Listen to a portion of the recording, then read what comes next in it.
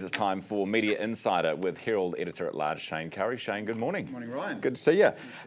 So we're talking about Simon Dallow this morning, finishing tonight's the show. final night after almost 20 years on air as our 6 p.m. newsreader on TVNZ. And I've reflected in the column today just the kind of the highs and lows of those 2 decades. He kind of started out with Wendy Petrie alongside him in 2006. There was a fair bit of vitriol at the time because if you remember, you might not remember, you're so young, but... No, I do. Judy Bailey. Judy Bailey replaced the mother of the nation. Of course, I think it took probably a year or so for them to settle into the hot seats. And Simon actually had a radio show at the same time.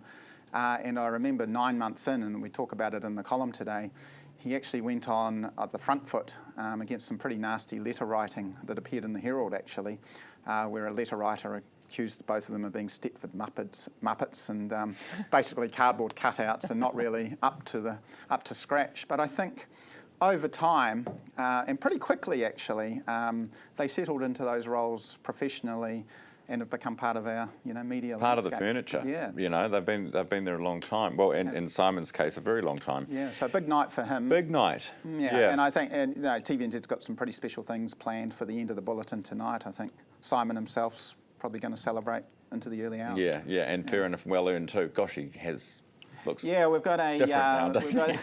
we've got a picture gallery on the Herald site today, just of Simon through the years. Of course, he actually started at TVNZ in 1993 in various presenting roles, almost by accident. He was at a production company to pick up Ali Moore, his then wife, and they thought he was there for an audition for another show. And they said, well, you might as well come and do it anyway. He's a trained lawyer. He was a lawyer, yeah. He was a lawyer, and he actually passed the audition with flying colours. So wow. Fast-tracked him into television. Shoot, turned out pretty well. Accidental news presenter almost. Yeah. It's because you mentioned Judy Bailey, because there was a big scandal about the pay, once they went down to the one presenter. Was she getting 800K? 800,000, yeah. And that was outrageous at the time. Yeah, and it came hot on the heels of a big payout to John Hawkesby of around $6 million because he got paid out of his contract. So for a long time there, TVNZ was going through some, pretty heated and hot headlines in the media. Now, we've got big news in the world of advertising with a significant merger now confirmed. Yeah, that's right. The Omnicom and IPG companies Interpublic have merged. That was made official in New York overnight yesterday. And so now in New Zealand, these are huge repercussions for agencies around the world. In New Zealand, there's a dozen or so agencies that are impacted. And that, of course, unfortunately also means scrutiny on jobs and cost cuts. But one agency in particular, the creative agency DDB, which is a very esteemed agency in New Zealand, it's been struggling kind of more globally, but it's been responsible for some of our biggest and most successful campaigns in New Zealand. It looks like that might get swallowed up and come under one of the other branded umbrellas, McCann or one of the other names. A lot of consolidation going on. A lot of consolidation, not just in the media agencies themselves, but across the landscape. Yeah. Now, Wendy Petrie has a new business. What is it? Yeah, she does. So Wendy, we know well from our own newsroom. She reads the news for ZB often, and of course is still filling in for TVNZ as a news presenter. But her and her husband Ross, who has also been in television for a long time, behind the camera, he's Ross Peebles, who's been an executive producer for TVNZ for the cricket.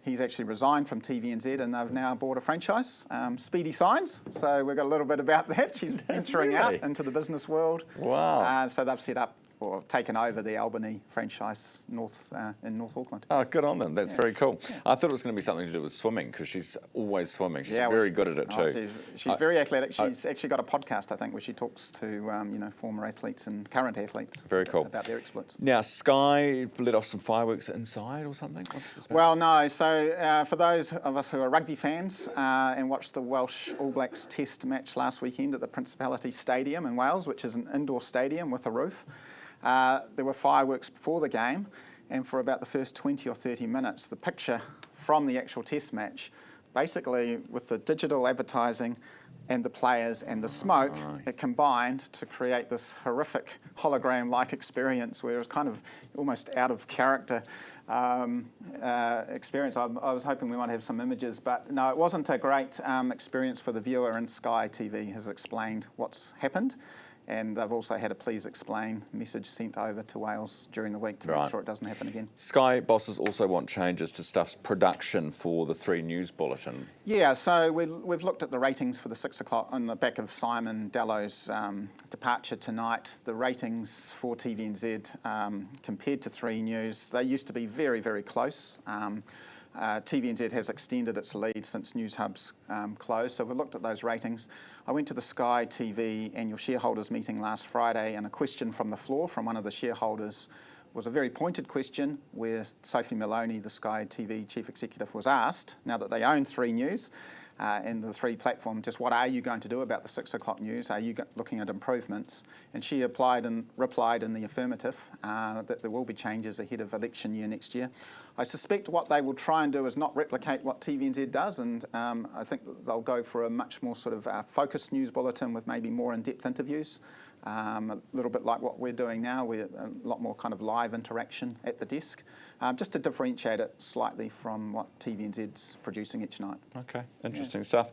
Good to see you, Shayne, as always. Thank you very much. Shayne's column, of course, in the Herald today. You can see it at nzherald.co.nz.